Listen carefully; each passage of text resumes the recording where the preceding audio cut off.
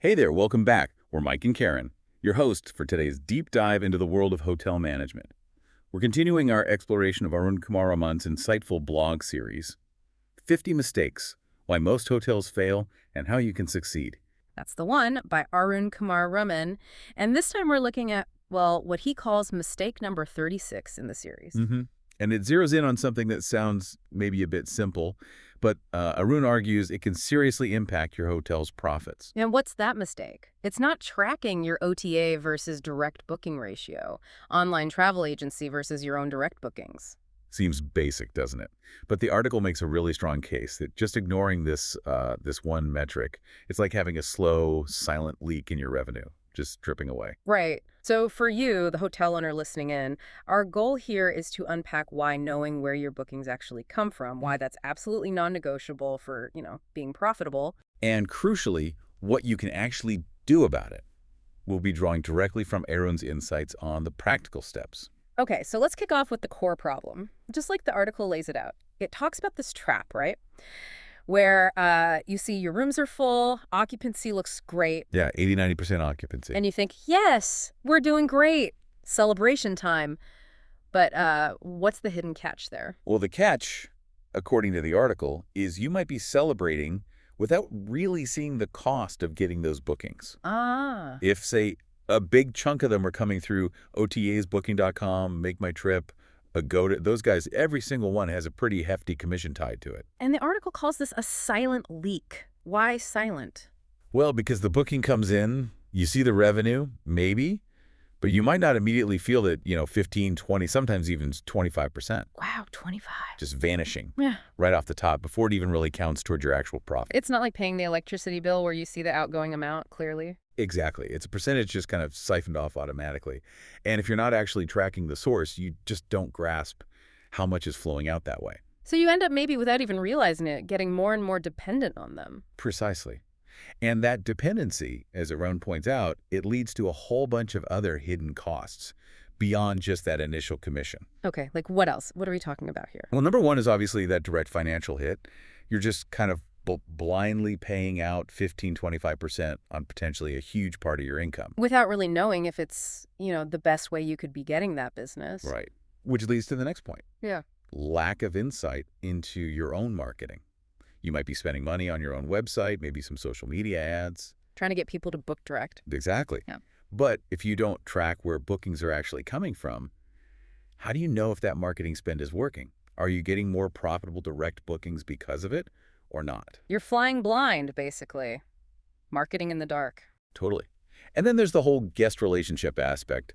When someone books via an OTA who owns that customer data, usually the OTA, Right, they control the main communication channel. which means you lose out. Yeah. You can't easily target them for, say, a special offer on their next stay or upsell them a dinner package directly before they arrive. You lose that chance to build loyalty, to encourage them to come straight to you next time. You lose that repeat guest data, which, as the article rightly says, is gold.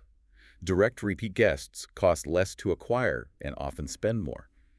Ignoring the ratio means you're kind of handing that future value over to the OTA. And I guess over time, your own hotel brand gets weaker. People just remember booking on Make My Trip, not necessarily your hotel specifically. That's a big part of it. Your identity gets diluted. Which leads to that pretty stark phrase the article uses, becoming slaves to OTAs.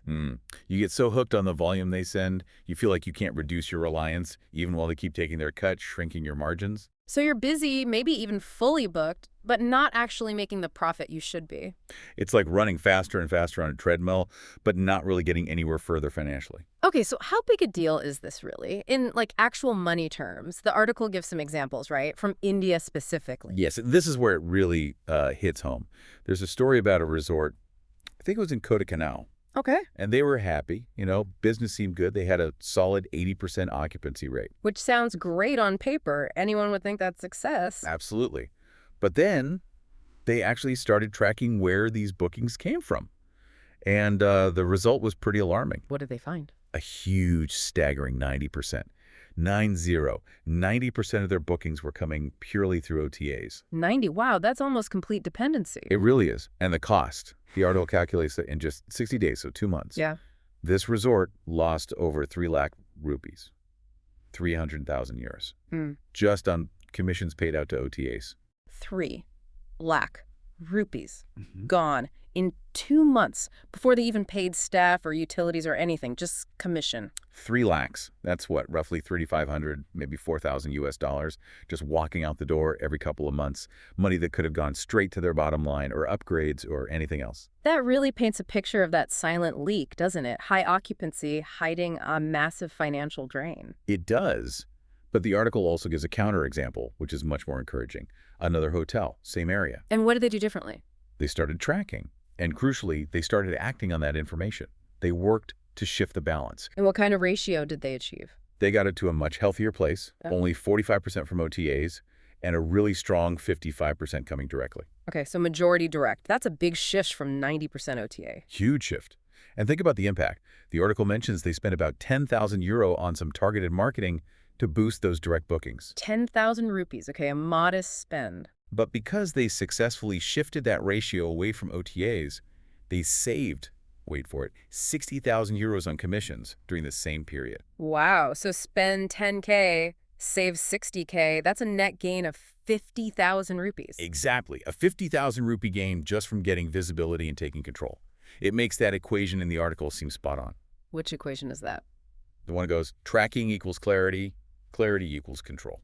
And control equals profit.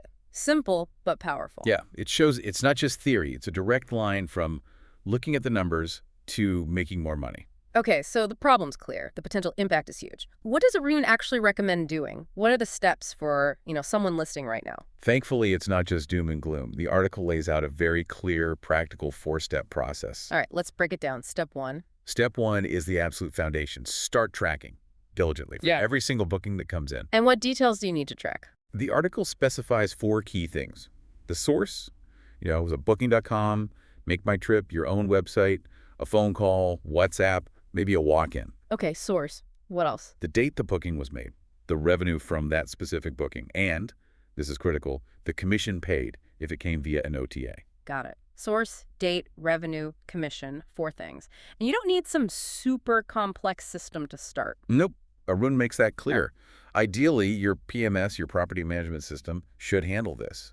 But if it doesn't, or you don't have one, an Excel spreadsheet works just fine to begin with. So no excuses, really. Just start logging the info. Just start. That's step 1. Collect the data. Okay, step 2. After you've got some data collected. Step 2 is analyze. Calculate your ratio. Do it regularly, maybe monthly to start. How do you do that calculation? Simple math, really. Look at your total bookings for the month. Count how many came from OTAs. Count how many came direct. Then work out the percentages. Like that example in the article. 60 total bookings. 36 OTA, 24 direct. Yep. So 36 divided by 60 is 0.6, which is 60% OTA, and 24 divided by 60 is 0.4, so 40% direct.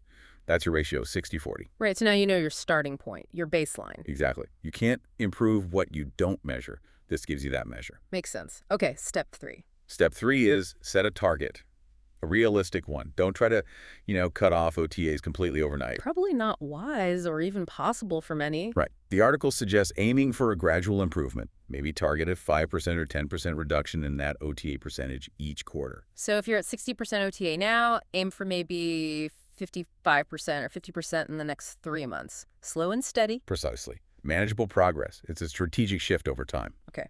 Track, analyze, target. What's the final step? Step 4. Step 4 is act. This is the proactive bit.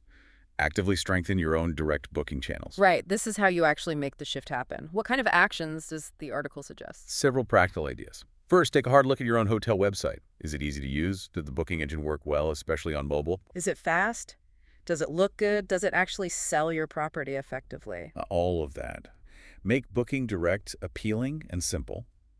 Then actively promote other direct channels, like your WhatsApp number, if you use one for bookings. Good point. WhatsApp is huge in India for business. Definitely. Make that number visible everywhere, website, social media, maybe even on your front desk signage. Make it easy for people to reach you directly. And what about giving people a little nudge, an incentive to book direct? Yeah, that's crucial too. Offer small perks for direct bookers. Not necessarily big discounts, because that eats margin too. So things like? Maybe guaranteed early check-in or late checkout, if you can manage it. A free welcome drink, a small room upgrade if available, maybe a little local snack or souvenir in the room. Little things that cost you much less than that 15–25% commission, but make the guest feel appreciated for booking direct. Exactly. The win-win. Creates goodwill and saves you money. So those 4 steps, track, analyze, target, act, that's the roadmap. And if you follow that roadmap, the article talks about this big opportunity that gets unlocked. What's the ultimate payoff? Well, first and foremost, obviously, increased profit margins. Less commission paid out means more money stays with you. It's that simple. Which then lets you be smarter with your marketing, right? Because now you actually know what drives direct bookings. Absolutely. You can invest your marketing budget where it actually delivers profitable results, not just spray and pray. And you get to build real relationships with your guests. Yes, because you own that direct communication channel. You have their data. You can encourage repeat visits, offer personalized deals, build genuine loyalty. Things the OTAs just can't or won't do for your specific hotel. Right. And all this leads to, less dependency on those OTAs. You gain back control over your pricing, your inventory, your guest experience. You're less vulnerable to their algorithm changes or commission hikes. Exactly. It all adds up to a more sustainable, more resilient business. You're building a stronger foundation for the long term based on your own efforts. So as we kind of wrap up this deep dive, pulling from Arun Kumar Raman's article in the 50 Mistakes series, the message for you, the hotel owner listening, seems really clear. Don't just look at occupancy rates and assume everything's fine. Yeah, the focus really needs to shift, doesn't it? It's not just about high occupancy, it's about profitable occupancy. That's the key takeaway. And tracking where your bookings come from, that OTA versus direct ratio, it's not just some optional nice-to-have metric. It's fundamental to knowing the financial health of your business. It really is the difference between just being busy and actually being profitable and in control. It puts the power back in your hands, gives you the clarity to make informed decisions, to shift towards growth that actually benefits your bottom line. It allows you to build a stronger, more independent future for your hotel. And, thinking back to that Kodaikanal example, when you see that tracking just this one simple ratio could uncover hundreds of thousands lakhs in lost revenue just slipping away silently, it does make you wonder, doesn't it? Fixing this one, maybe overlooked, blind spot can make such a massive difference. What other seemingly small things might be holding your hotel back from its true potential? Definitely something to think about as you start tracking those sources.